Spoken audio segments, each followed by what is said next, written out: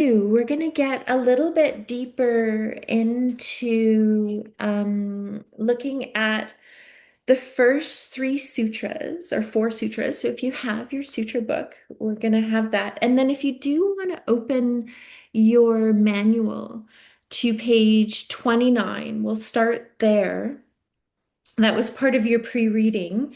And then if you did write down your notes from the article, so one of the things I asked you to read was the yogic basic article on samskaras. So I've printed it out for myself because I like to write notes, but you might have just wrote down, your understanding of samskaras and then anything else that resonated with you.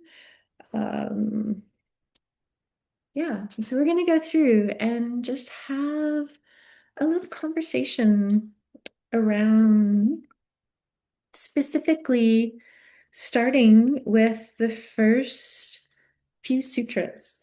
And so I have my two books here. I have the one by Swami Satchitananda, and then I also have Nishala Joy Devi out. So you can feel free to open up what you have and turn, if you are following along in the manual, to page 29. And just as you're kind of getting settled here, in book one is all about how, what we're going to encounter in the mind. What is the goal of yoga? What is our transitional nature, what we're going to move through as we move towards that awareness of samadhi? And I'm just going to read a little bit of the very front of the book with Nishchala. And Nishchala Joy Devi talks about Samadhipada as union with divine self. And Swami Satchitananda talks about it, a portion on contemplation. So both of those are really nice awarenesses to think about. And if any of you also have a little excerpt or something from your translation and you do want to pop it in of what Samadhipada is translated by for your Swami, feel free to put it in the chat if you want. It's always really nice to hear other variations.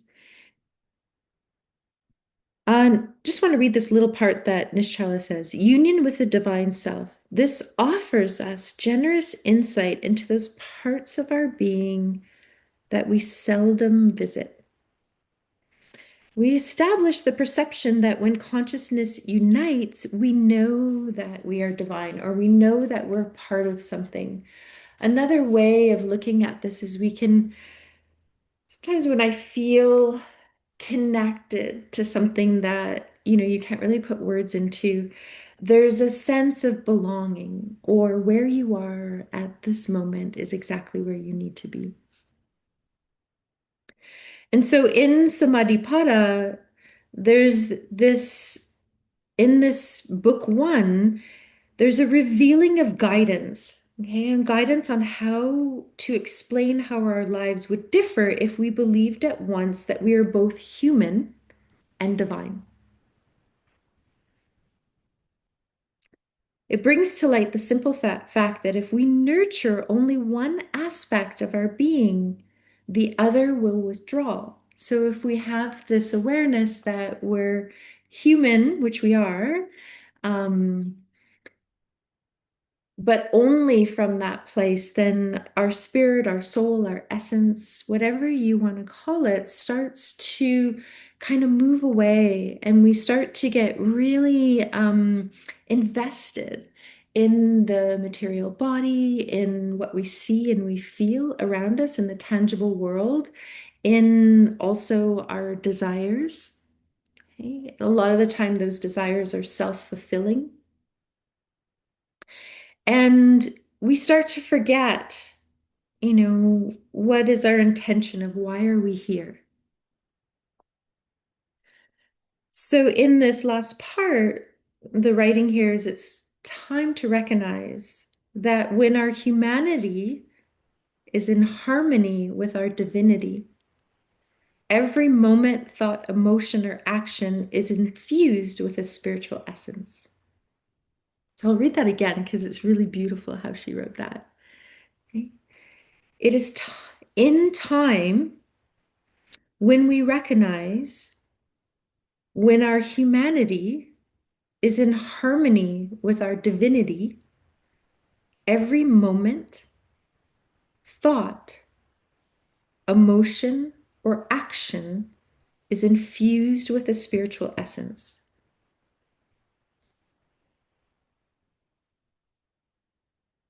Really nicely said by her.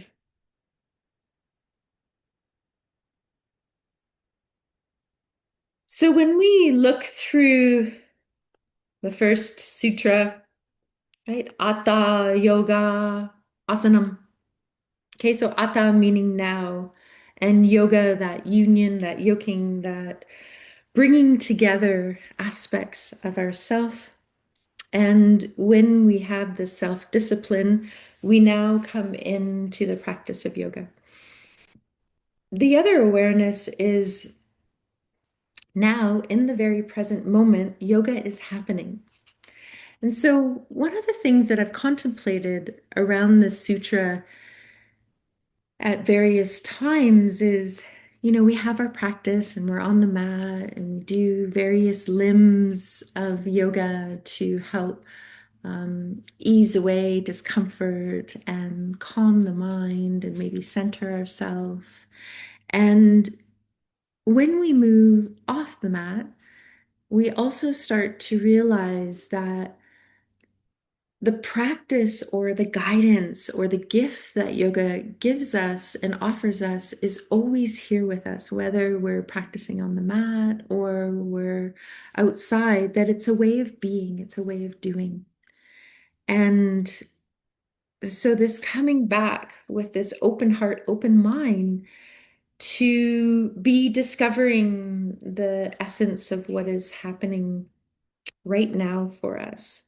And so in this very moment, and one of the things that Nishala offers here is that awareness to notice, oh, where did I come from? And where am I now? And then where am I moving towards?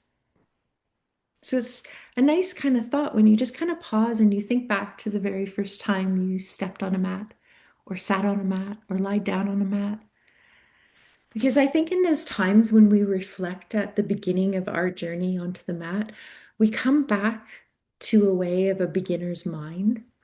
And then it also helps us to connect with whoever we're working with. In this instance, sharing the practice of meditation, of what different meditations, resonated with us at the time, what were really easy, what was challenging for us. And so it's a really beautiful, just kind of awareness of just stepping back and just taking a moment to remember. So just wanted to just have a moment to chat about that because very quickly that sutra is always kind of passed over. And the one sutra that's always talked about is the second sutra, the Yoga Chitta Vritti Nirodha. So yoga, the sum of all of the 8 limbs of yoga, that practice. Nishala always talks about this one, which is very different from a lot of what we see here in the Yoga Sutras, that yoga is uniting consciousness in the heart.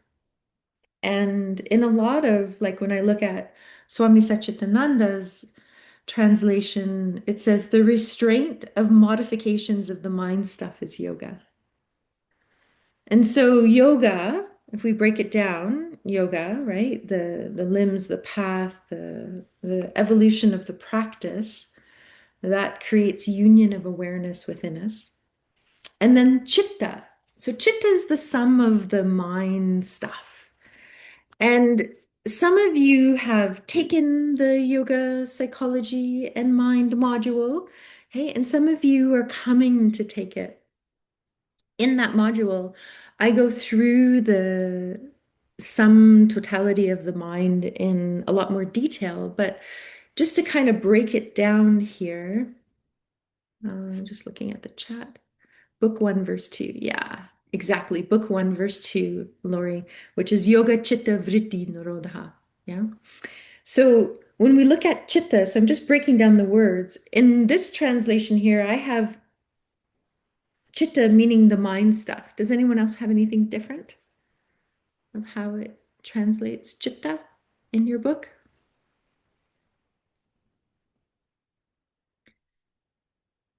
So what does that mean, Chitta? So Chitta means in the sum consciousness of our mind, we have the manas. And this is our everyday mind, which usually consists of our senses. Yeah, and Laurie says yoga is the experience in the mind which has ceased to identify itself with its facilitating waves of perception. I love that. That's really great. So, chitta, our chitta is the manas. Okay, so manas means mind, and in the manas, these are our senses. So, how are the senses pulling you and allowing you to want to take action? So, the senses, if we think about it, what they do is they bring us information. Hey, they bring us knowledge, they bring us wisdom. So the senses a lot of the time are referred to as jnana. Jnana means wisdom, knowledge. Jnana indris. Okay, so composed of, right, knowledge.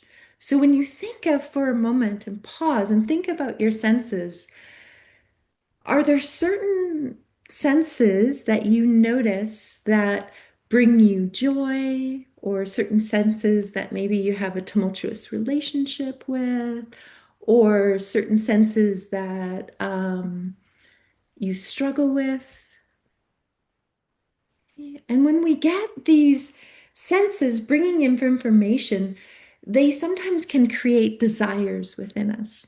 And in the manual, you'll see on page 30, you'll see that little chart that, excuse me, we have there, which says it's a circle. It's broken down into three pieces of a pie, right? And so you have vasana, and vasana means desire.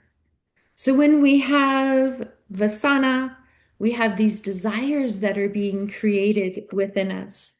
And when we have that, they create actions within us that we start to move out from ourselves, and we use parts of our body.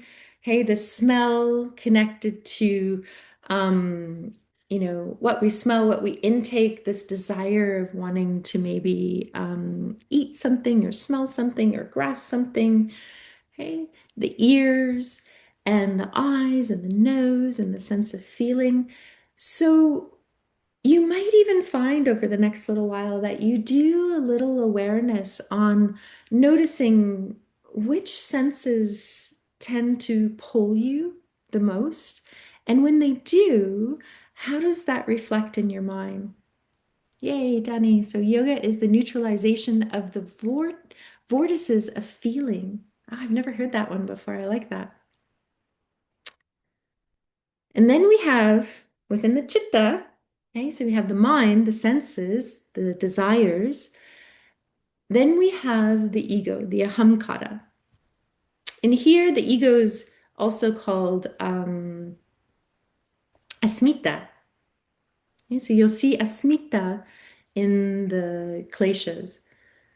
Okay? I, me, mine. Okay, we're out to serve ourselves, okay, as we move through the world. The other part of the chitta is called our buddhi. And the buddhi is a place where we have our intellect, our reasoning, we store information, and we also have this connection to the spiritual essence or divine essence of the universe, which has knownly been called the intuition. Okay, so these are three aspects of our mind.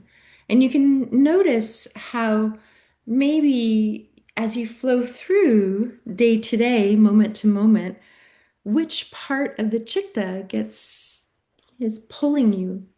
Maybe your senses, maybe your ego, maybe you're resting in awareness. Okay, buddhi means to be aware.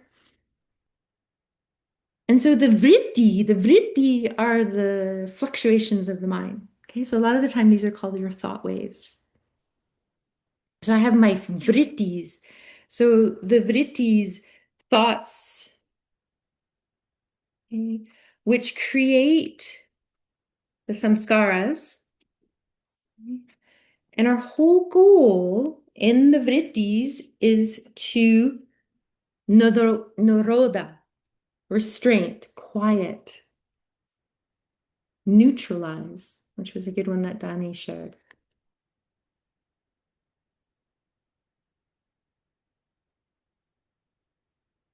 One of the things in here is we've talked about in week one that, in meditation or our thoughts, sometimes we're thinking of controlling the mind or the thoughts.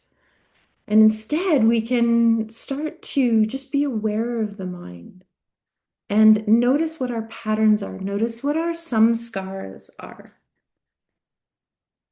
And then as we do this, we can allow ourselves to meet ourselves in a little bit more of a compassionate place. And so coming back to, you know, that consciousness of coming back into the heart and listening to the heart. And so let's just break down this word samskaras. So sam means complete or joined, and kara means action, cause, or doing. Okay, so these samskaras are imprints in the mind, or grooves in the mind, or ways that we repeat actions, okay, thoughts, the way we see and interpret experiences and then move from them. So they're deeply ingrained in us.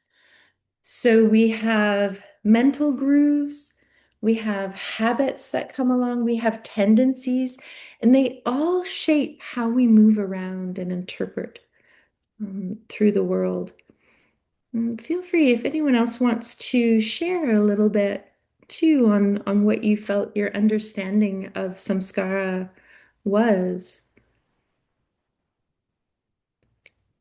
And one thing that's really great is when we think of samskaras and we notice a pattern. So when we start to notice a pattern and then you sit back and you question it, so you recognize, this pattern is present.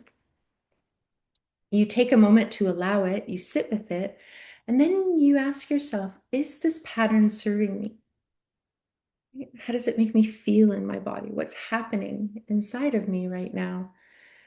And as we start to investigate certain patterns, what we do is we stop the pattern and we bring it from the subconscious mind where the pattern will just play out, and we bring it into the conscious mind. And this is really beautiful because then we have a way to change our patterns. We can shift the pattern, which a lot of us know is called neuroplasticity, to create a new pattern, a new awareness, a new way of being. And so, as you kind of think about this for a moment, just take a moment to notice as you look at samskaras or patterns that maybe you have, they can either be positive.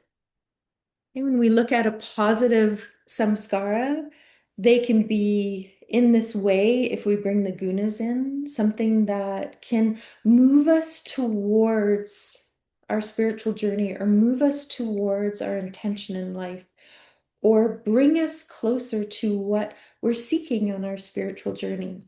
So I just want you to take a moment and just pause and think about what is a positive samskara? What's a positive habit? What is a positive way of you being that is helping you on your spiritual journey right now? So you might even take a moment just to write it down. Okay, so some of you might even think, when I think of for me, okay, daily meditation, time that I pause on my mat. Okay, so these are called our sattvic samskaras. So just want you to know as you write a couple down for yourself, what are some positive things that you feel are helping you on your spiritual journey right now?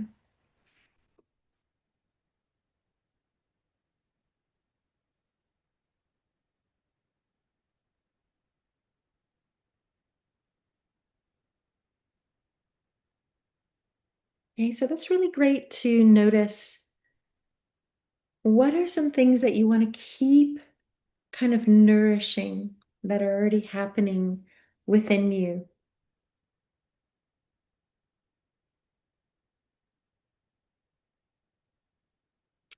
And then I want you to think of noticing maybe some patterns, and we always do this with a compassionate lens towards ourselves.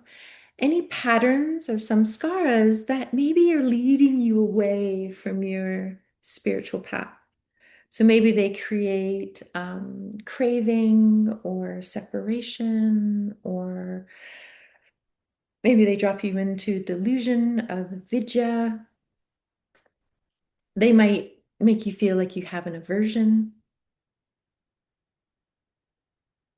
So these patterns could be in quality, they could be rajastic patterns where maybe we sense or feel that we're running and we're constantly moving or running away from being present or looking at something, or we have an aversion or a delusion in the mind. Okay, more of a tomastic pattern. Maybe we're not open to having conversations about different things. Last week, and so write a list about them as well, because it's really nice to have awareness of what's happening for you. And last week, I shared the story of the musk deer.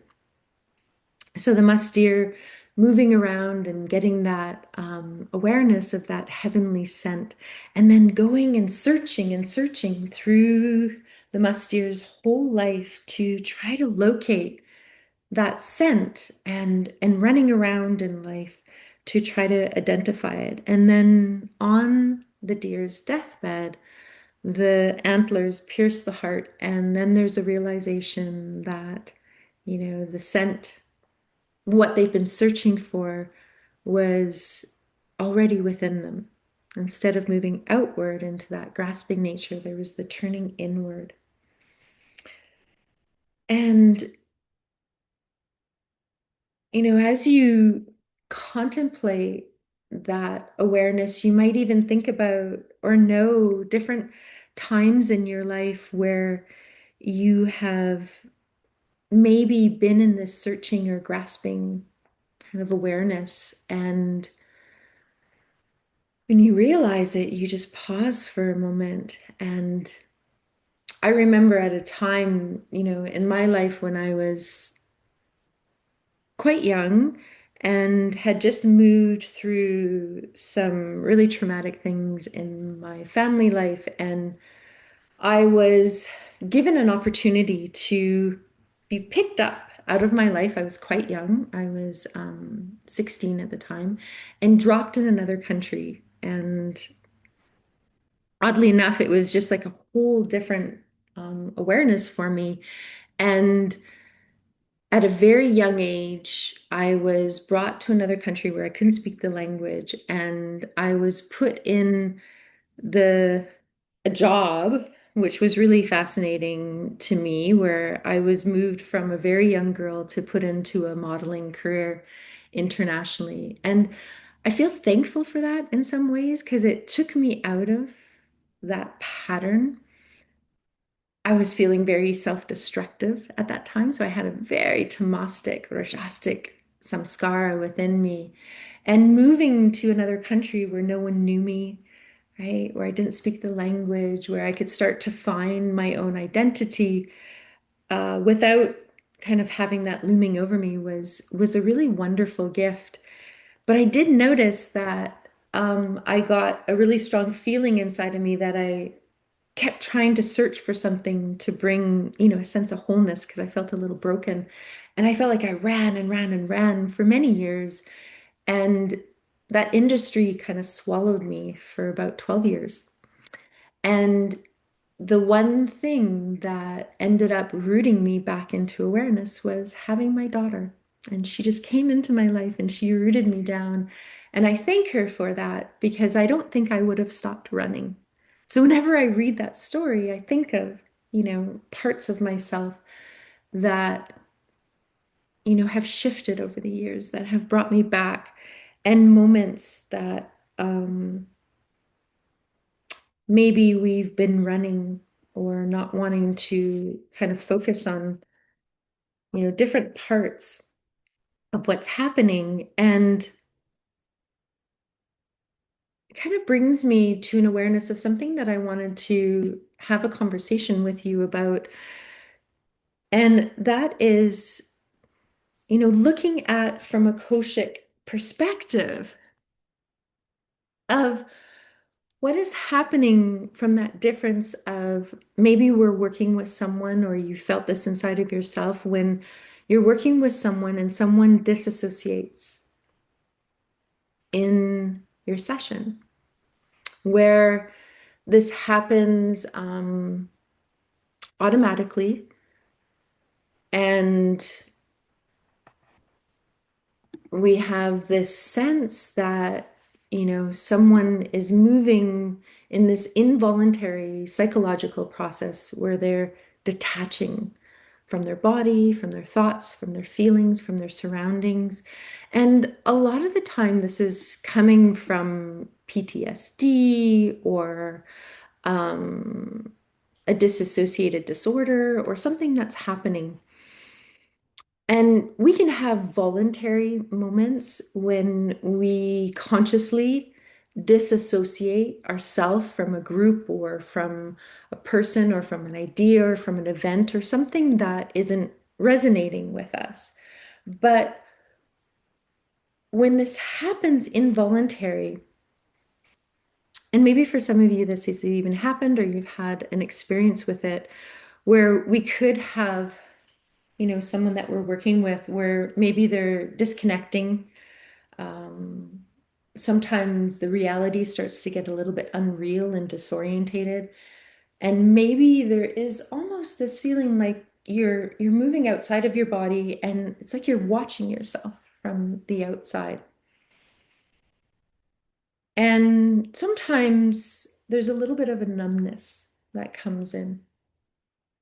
And so as we're looking in this and we're focusing on this, one of the things that came back to me, and some of you probably know this definition of trauma, and I feel like it really resonates in this aspect of when we have the dissociation of trauma, and Gabor Mate translating his version of trauma, which is trauma is not what happens to you, but what happens inside of you.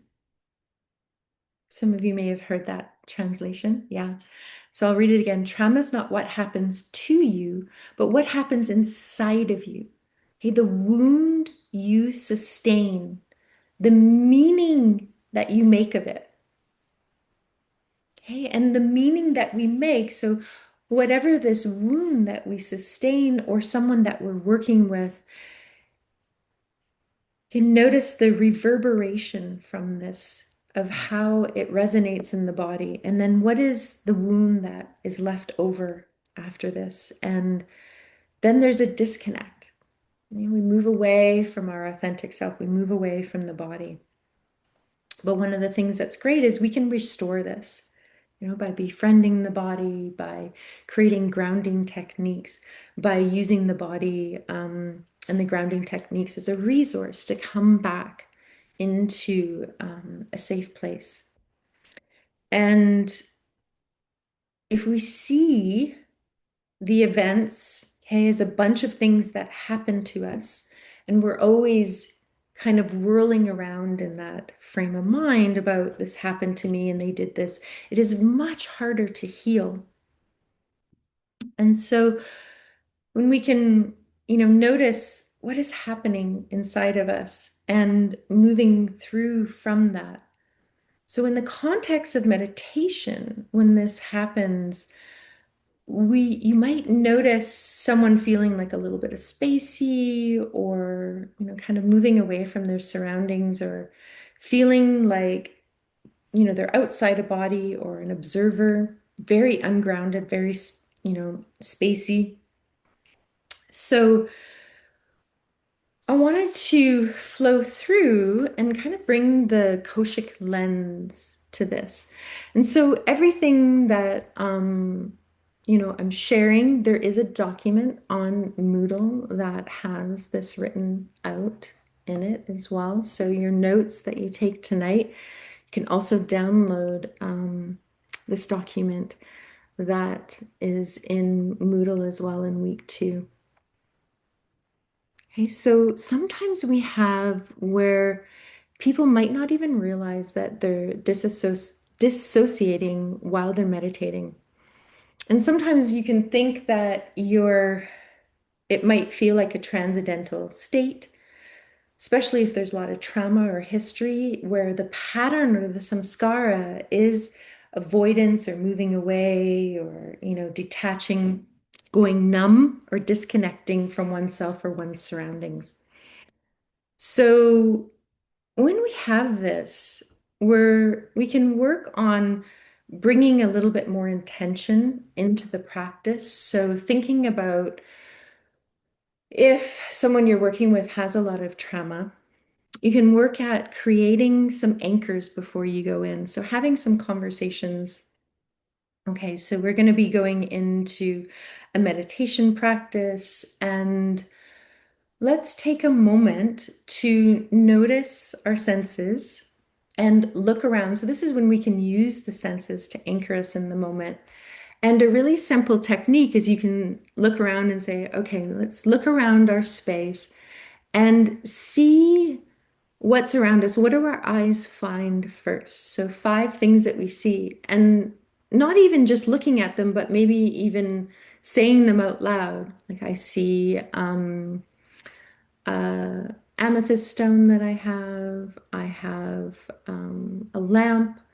I see a sage stick, right? So saying something that's around in your space is really anchoring, especially when it's to doing with the senses. And then you can talk about, okay, I hear some birds, I hear someone laughing, I hear my own breath, I feel my body.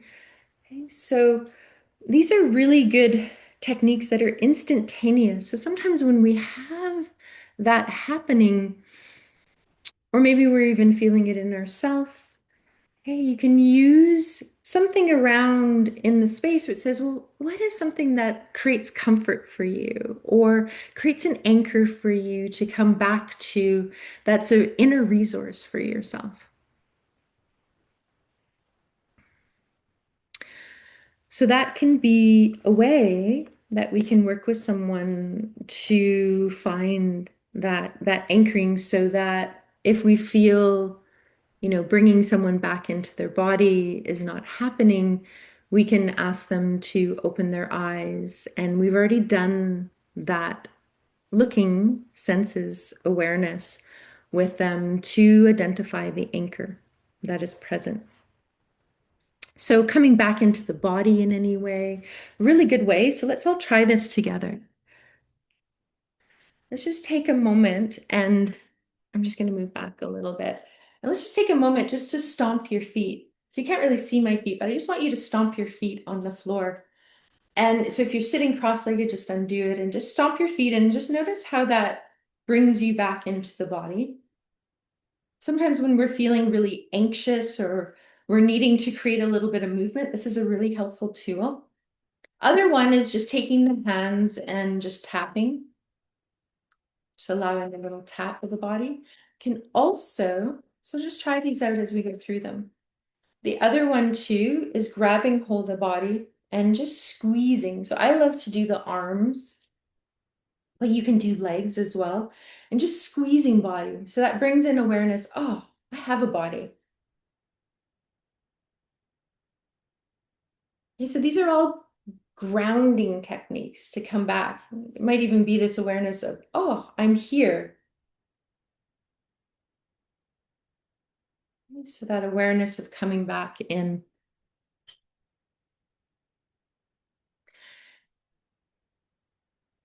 In the Samskara paper that you read,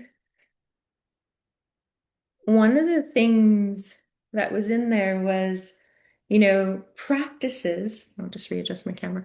Practices to help us kind of move out of the samskara. So I'm kind of talking a little bit about a samskara right now that's a rajasic or a tamastic samskara that maybe is not moving us towards our spiritual evolution. But in there was 15 practices. So it was meditation. Okay. The other one was self-reflection or swadhyaya. So this is the fourth niyama. So this inner reflection of taking that time to self-reflect on ourself. Pranayama, asana. So moving body, really helpful. And then this next one, and we're going to look at the sutra on this, is Vairagya. Vairagya. Vairagya translates a lot of the time as non-attachment. And it is Sutra 115.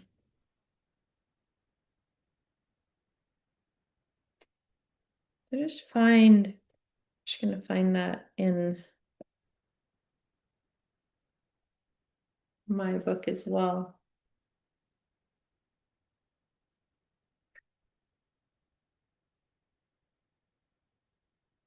And I think I said 115. Hold on, let me see. I think it's 215. No, it is 115. Okay, sorry about that. Book 1, Sutra 15. And it's linked very closely with the practice, okay? Abhyasa. So having a regular practice and also noticing that we're not getting kind of colored or attached to the desires or the outcome of life. And this non-attachment, sometimes it can come off as feeling like avoidance or, disregarding a situation. But it's more about not allowing the colorings of the mind to disturb us inside. So we have that va, that non, and then ragya, that attachment or that reaching out. And so this is without raga as color. So every desire brings a coloring to the mind, and it forms a ripple, it forms a pattern, it forms a samskara. So it's like throwing a rock, if you've ever done it, into a really calm lake, and you see the ripple running across the lake. So you can think of your thoughts, your patterns, right, your habits as those ripples across the lake. And the more disturbed the mind is, the more waves and the more ripples that are going to be happening in the lake. And the more calmer you are inside, then there is this quietness that comes in. So noticing that we're not allowing, it's not so much that we're not allowing, but we're aware of the disturbances that come in, and we're not allowing it to color the mind. One of the things that, you know, Nishala talks about here is this interpretation that sometimes that's non-attachment or is like uncaring or cold. And it's really noticing that eventually, as we find the people and the experiences and the patterns that are serving us on our spiritual path, that in time we start to notice this celebration or joy that starts to percolate up from the heart. So, really kind of strong to be aware of this. So, the other one is mudras. Okay, mantra. So some of you use mantra in your practice. So hum, or you like to have different chants, really powerful. If that is a practice that sings to you, keep using it. It is such a powerful practice because not only are you sharing a mantra or reinstating a mantra or saying a mantra over and over again, but you're also there's an essence or a vibration to each mantra that has a lineage. So when we chant it, it also is us tapping into that vibrational lineage where we're supported by all the others that have chanted it before. So when we have different hymns or biblical songs that maybe are resonating with us, all of that is going to be meaningful from a place that really resonates us in our spiritual awareness or in our religious beliefs. So just noticing that. What makes your heart sing? So then we have karma, right? So we have this desires, these thought waves, right, that create these samskaras and grooves, and then they create this pattern, right, of karma. And so when we move from a place of selfless service and offering out to the world without having any expectations in our patterns of moving and doing and offering, um, when they don't come from an ego perspective, then we're not building this karmic pattern. Okay? So when we're coming from a place of, this heart place, this serving, that we're not attached to having any expectations when we offer something. Okay, when you do something kind for someone, you're not waiting for them to thank you. Okay, so that's coming once again from needing to have an expectation to receive something from an action that you're doing. So when you can let go of that, then we stop creating these karmic grooves within us. When we have patterns that maybe aren't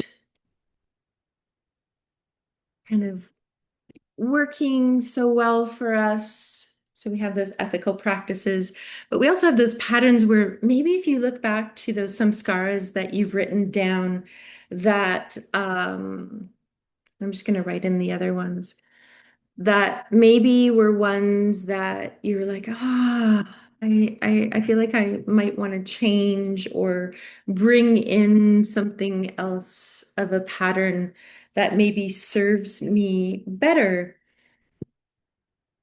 And when you have that, we're going to look at one other. I'm just writing down all of them because I just want to get them in so you can see them. So these are all the 15 that were from the article.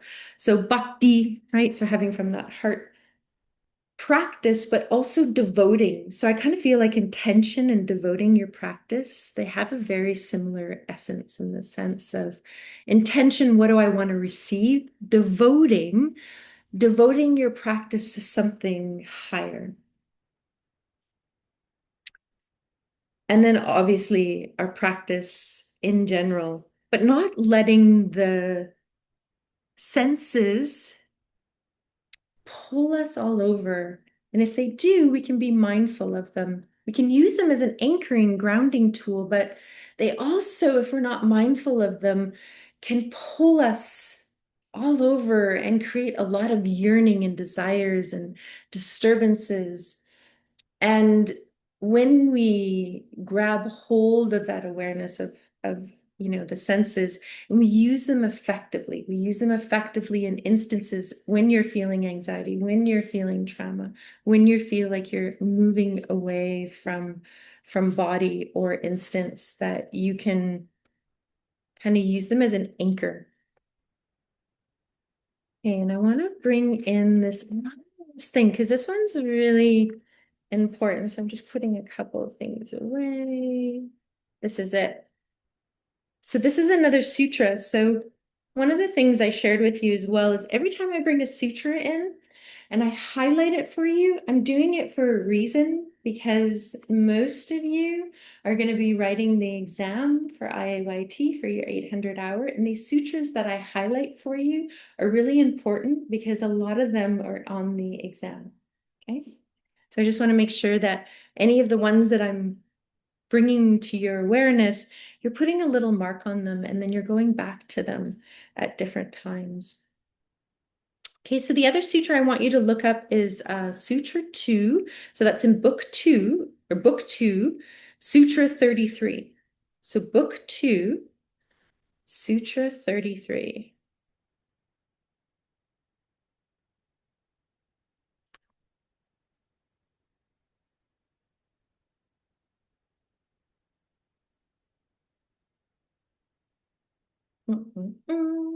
There they are. Okay, so there's mine. I'm just going to open them up in both books. Book 2, so Sutra 33. There it is. Okay, so this one, when disturbed by negative thoughts, okay, opposite positive ones should be thought of. And so this is called Prakti Paksha Bhavanan. Okay? Prakti Paksha Bhavanan. And so Prakti Paksha Bhavanan, this is when presented with disquieting thoughts or feelings, and they cultivate an opposition of where we want to be. Okay? Then we can notice the thought and start to bring in something that elevates us, that elevates our attitude, that elevates our mind, that shifts it in a way that we can move from something in a pattern that is maybe bringing a heaviness to our heart.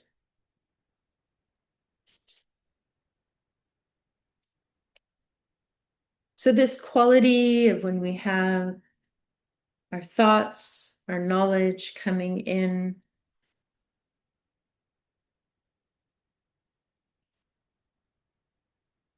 really feeling right now where you are. What is your perception?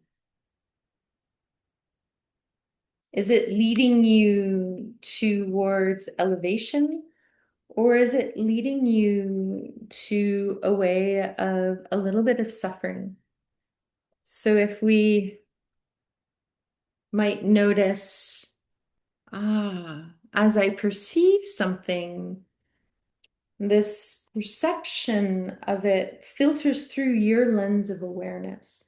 So this is part of your vrittis, of this knowledge of your perception, hey, how you misconceive something. So if we were to all put something in the middle of the room and we would all look at it, we'd all look at it through our own lens of awareness. And so we also look at each other through our own lens of awareness.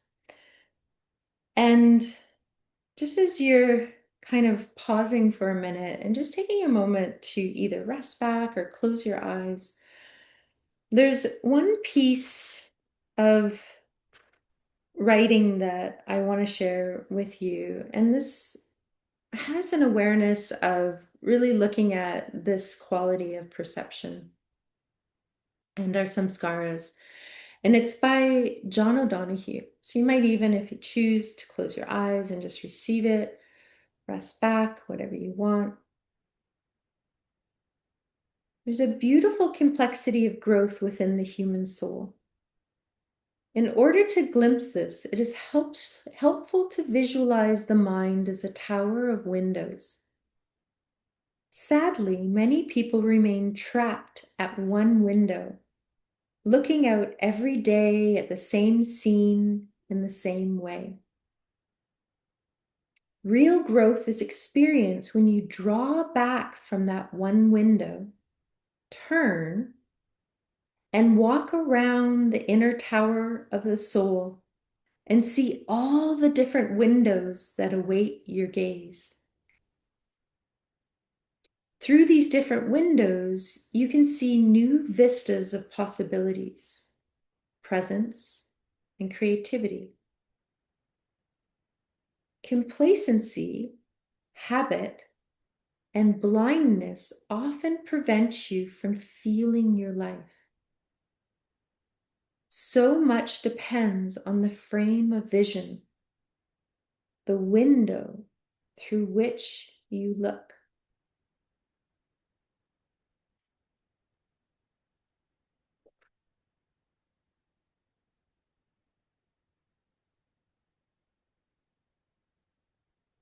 So I want to, that's a great piece, isn't it?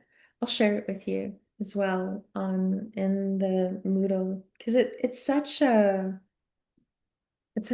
beautiful reminder, right? That when we can get kind of stuck in one way of being or thinking and we feel resistance or an uneasiness or something coming up within us, that we can pause and we can just step back for a moment and create that space.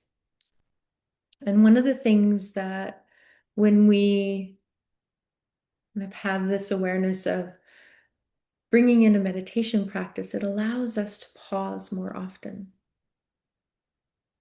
And it's a really great benefit of meditation that it starts to cultivate this pattern of, oh, what does it feel like to pause? What does it feel like to slow down?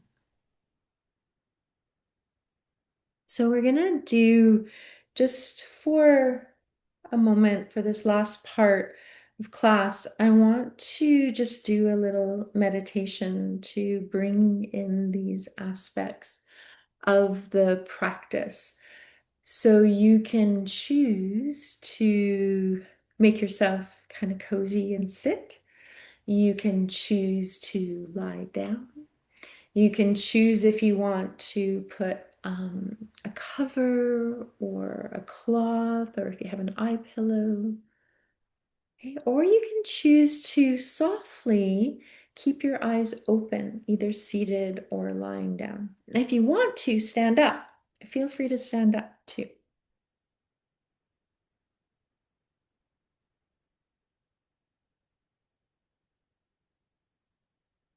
So, in this awareness of when we're resting here and we're arriving inside of ourselves,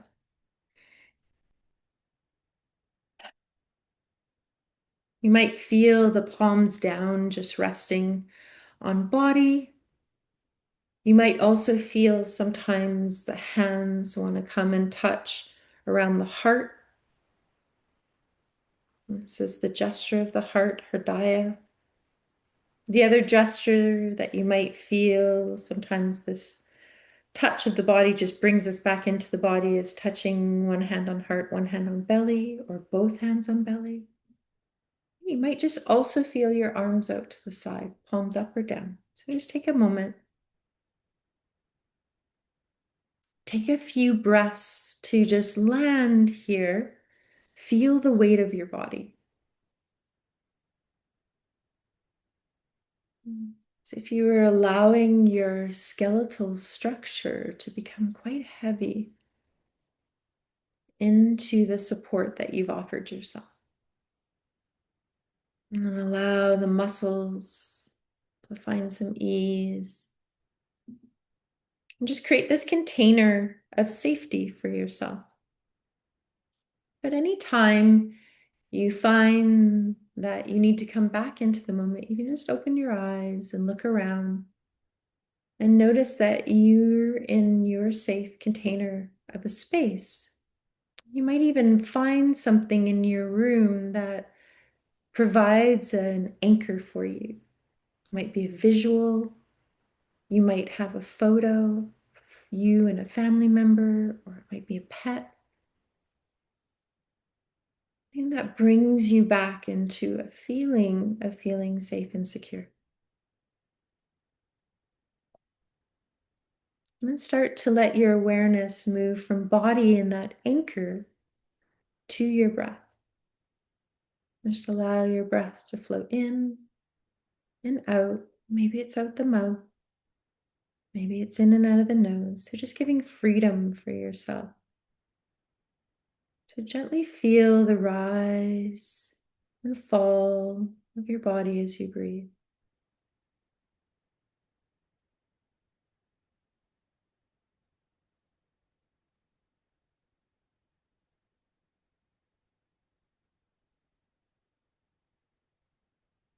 And we're going to set an intention, a sankalpa, to release anything that no longer is serving us.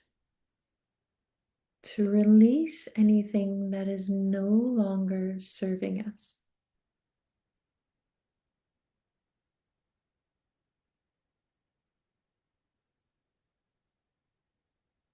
So earlier you had written down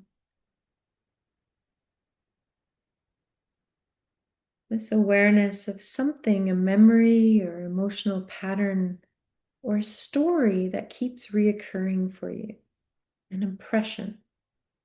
Just note that if any time you don't want to be here, just open your eyes, come back to your anchor. Okay? But choose something that allows you to be able to investigate it, but not bring up too much emotion for you. And then ask yourself, what is happening inside of me right now as I rest with this pattern or memory? What is your inner experience?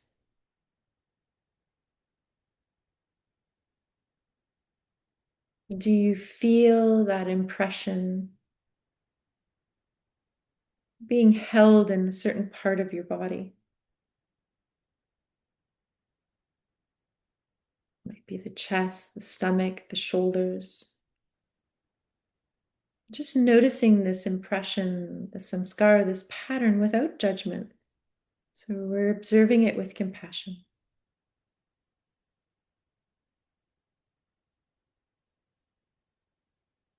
And depending on what this experience is, sometimes take away some of the power of it and take away the strong waves of it is you can also name it.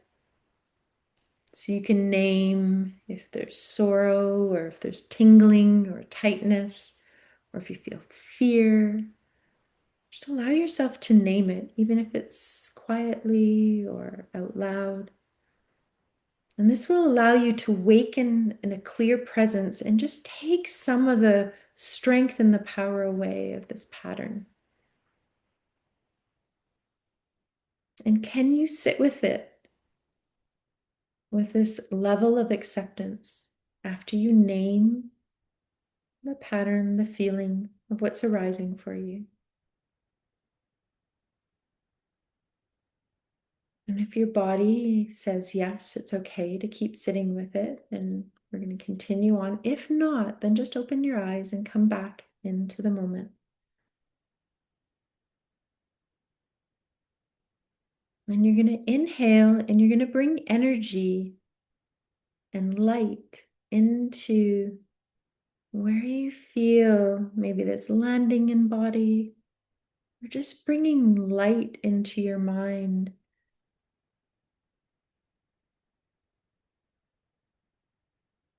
And then as you exhale, imagine this long, slow release of letting go. Letting go as you move energy from your heart to your throat, to your crown of your head, and then bringing and anchoring it back down and dissolving whatever you feel ready to let go of into the earth through your pelvis, through your legs, through your feet. And then as you inhale, bringing in what you would like to shift that pattern towards.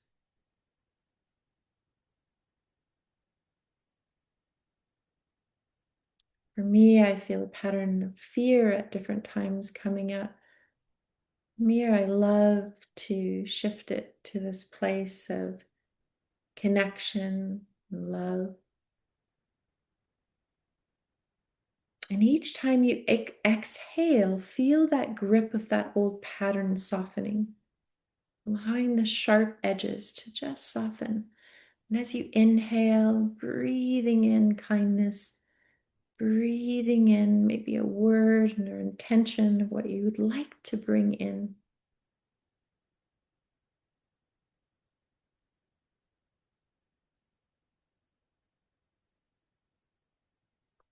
You can even notice this pattern. You can think of it as placing it on a wave and just letting it float away.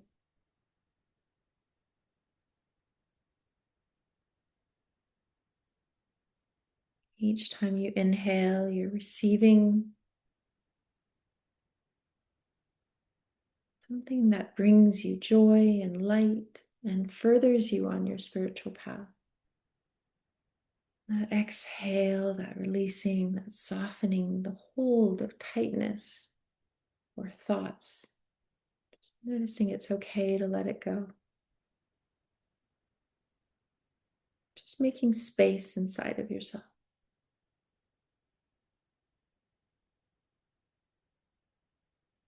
You're letting go of any need to fix anything.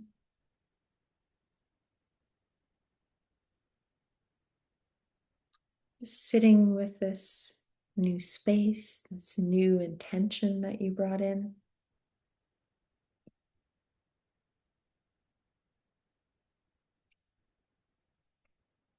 Just take a minute or so to allow yourself to be here.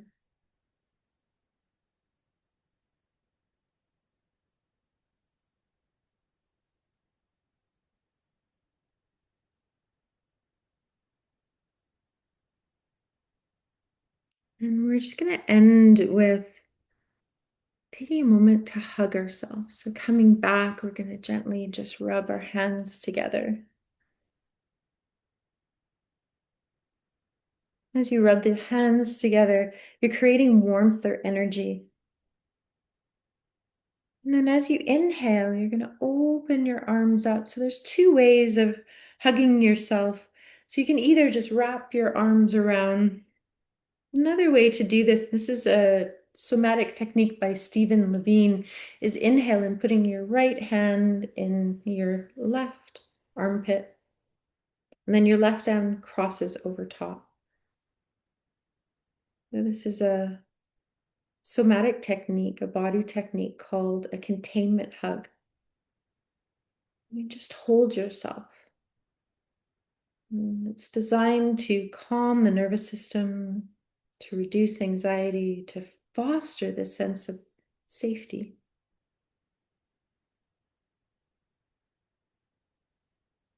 You just take a moment to allow yourself to breathe.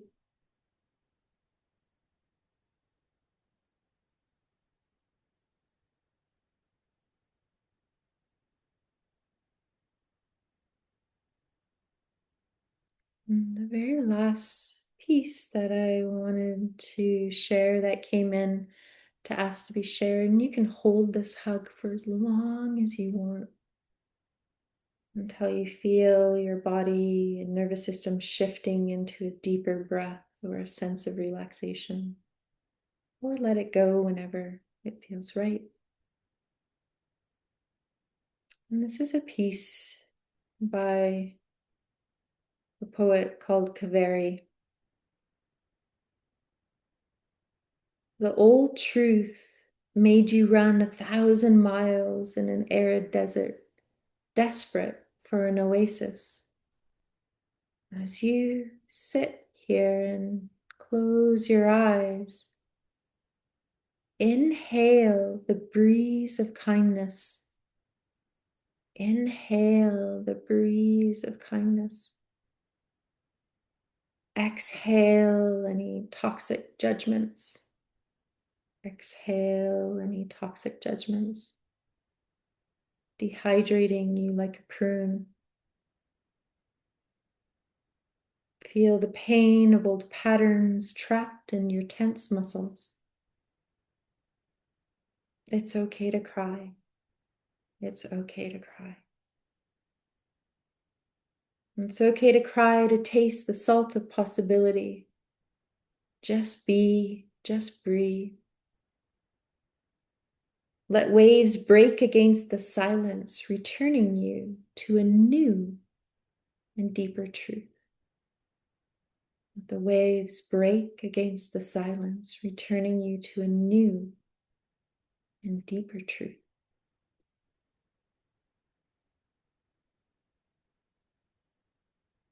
Just take a few more breaths.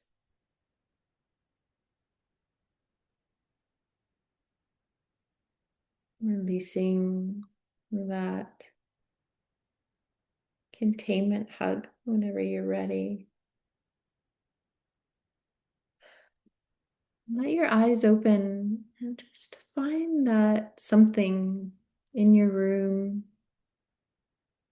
or a thought or a memory that creates an anchor for you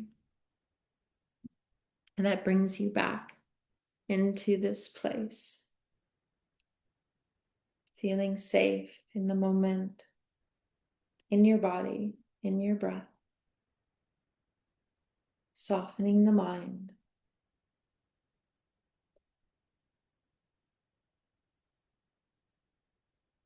Noticing in these moments when we pause, we can allow that inner awareness of wisdom and intuition to come alive. And we feel this sense of belonging.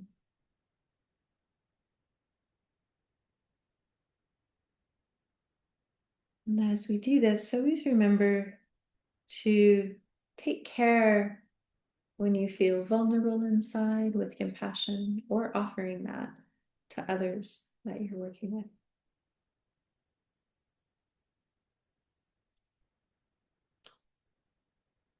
So this brings us towards the end of our time together.